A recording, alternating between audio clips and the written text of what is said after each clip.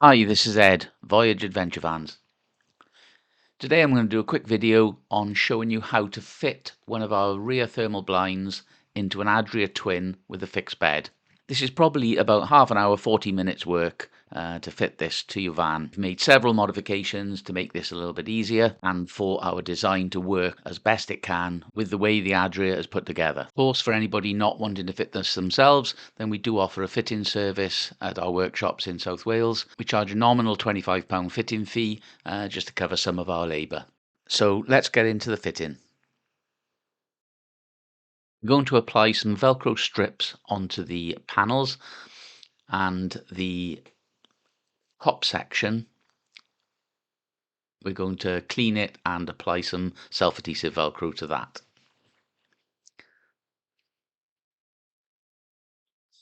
So we're using IPA. You've got a cloth in the kit, which is pre-soaked.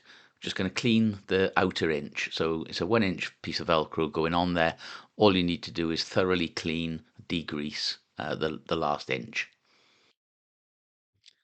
So we've cut it and placed it back on in the approximate sections that you need. You don't really need to be 100% fussy about putting these on. Just follow the contour of the van, sticking it as close as you can to that foam block that's in there, the foam sealer. Just give it a proper rub once it's on, and then follow the corners around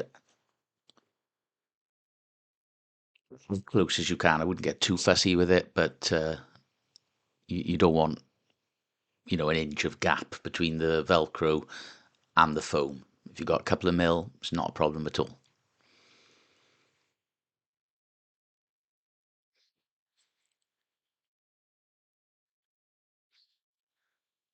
We had some weird light here and I was struggling with my glasses. But all the way round, it's shaped to go round the latches as well. So that'll go back to a sort of sectional. It'll go back to pieces of Velcro and then carry on right the way around the plywood, or carry on right around the van's furniture board.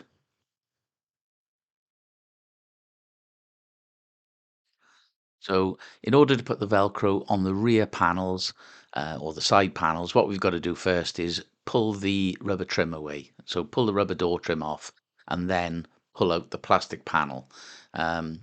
It's literally held on with 2 pins on the sort of outside edge. So if you just move the door side edge about 2 inches away from the door trim and then just pull it sideways, pull the mattress out of the way and just pull it to the side. You can see the 2 pins that it's held on with. So sometimes the black insulation that's on the inside of the van gets stuck to that a little bit. You can see it just a bit on the back, a bit of residue. But what we're going to do now is clean this off with the IPA. So we're going to clean the sort of outer 1 inch, and then on the inside we're also going to clean the inner 1 inch.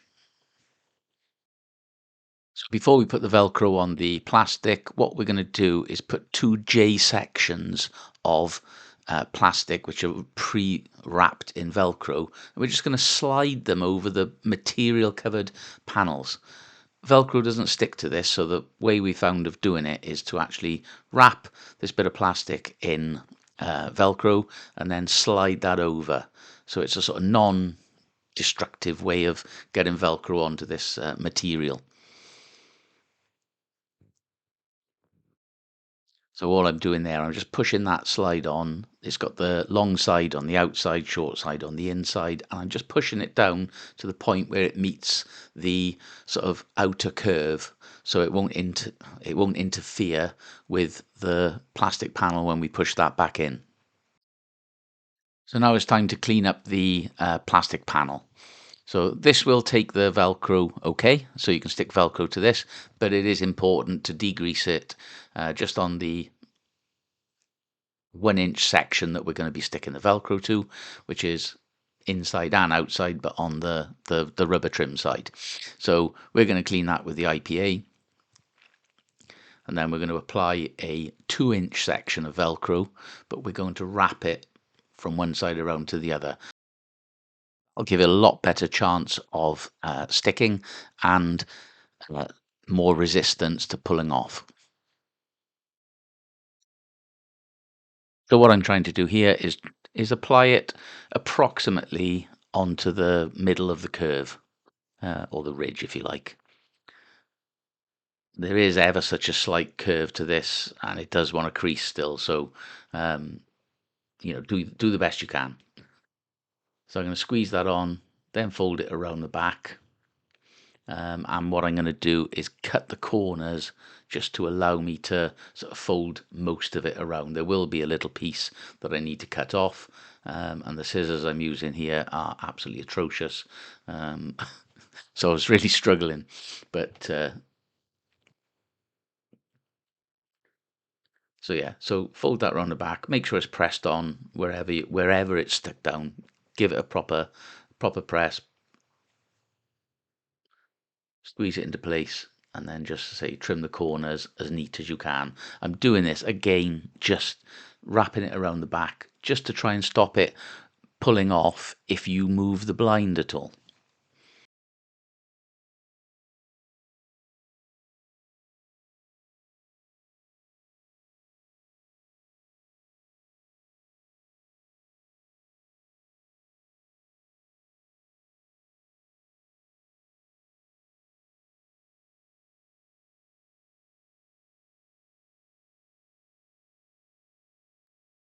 The top section of the material trim, we've got another J section covered in Velcro.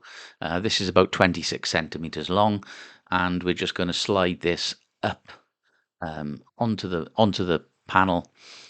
We've put a couple of notches in this just to allow it to sort of flex a little bit, because there is a little bit of a curve, and then we're just going to put our thumb underneath that sort of foam and allow this to feed up under the foam. Again, we're just trying to get it onto the ridge so that we can get the plastic panel in squarely without it interfering with the J trim. So we're just offering the panel up, lift the mattress, pop the two corners in. I'm making a bit of a pig's ear of this, trying to do it all while Nick's holding the camera.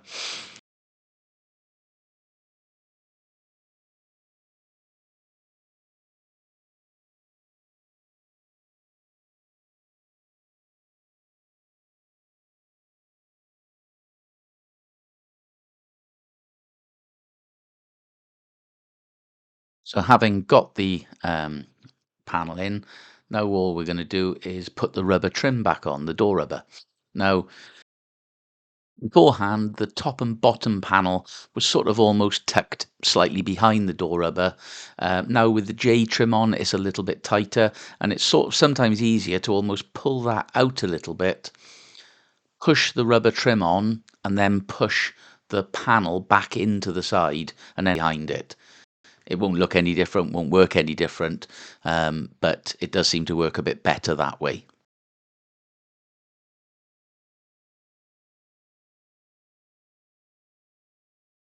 So we've got the exact same process on the other side. Remove the panel. Customer wanted his aerial tucked away because it wasn't being used. Lower section plastic fitted, upper section fitted. Put the rubber trim back on. Repeat the process. Clean with IPA. Stick on the Velcro. Wrap it around the back. Cut the corners. Refit the plastic. Now we're ready to fit the blind. If you have a blind with a fly screen, then the fly screen will be towards the outside of the van. I'm just removing some of the spare Velcro from the back of this blind. What we're going to do next is then just try and stick this onto the Velcro that's at the top of the board, and we're going to try and stick it as central as we can. Now, whether you've got a fly screen or whether you haven't, then the central strap and the uh, voyage label will be approximately in the center. It's worth pointing out for reference purposes that the rear camera on the van is central. However, the two locking pins are not central. They're slightly offset. So just be aware of that. But it's on Velcro, so you can move it left and right. But just spend a couple of minutes just trying to get this velcroed in place. What you're trying to do is basically push the velcro onto the velcro that you've stuck to the board, but because you've shoved it into the corner, the edge binding that we've put on this, the like a canvas bead if you like around the edge, is almost going to push right up into where the foam is, so you shouldn't really be able to see much of that. Now, at this stage, I did think that the whole blind needed to move to the left by about 5 mil. So I had a little bit of slack on the right there that you can see. So what I'm doing is just going to lift the sort of left-hand side up, pull it to the left a little bit, put a bit of tension on it, and then reposition the right-hand side. It wasn't much, probably 5 mil, but I just fancied that this needed to go across a little bit. It's better to do that before you start sticking the sides down. So right about where the seam is, there's a transition that goes from the sort of Velcro on the back to the Velcro that sticks out a little bit further. And the whole idea here is that you literally fold it back at 90 degrees and then push it against the Velcro that's now on the side of the van. So this is probably a lot easier if you get your thumb behind it. So it makes it a lot easier if you unzip it to do this. And then just feed it all the way down, just pushing the Velcro sort of flap, if you like, onto the Velcro that's on the wall. And then when you get down to the bottom, there's a horizontal Velcro strip that just keeps the bottom piece in place. So if you stick it on and then tuck it round the corner, then the 90-degree return should help stop the Velcro peeling off at all.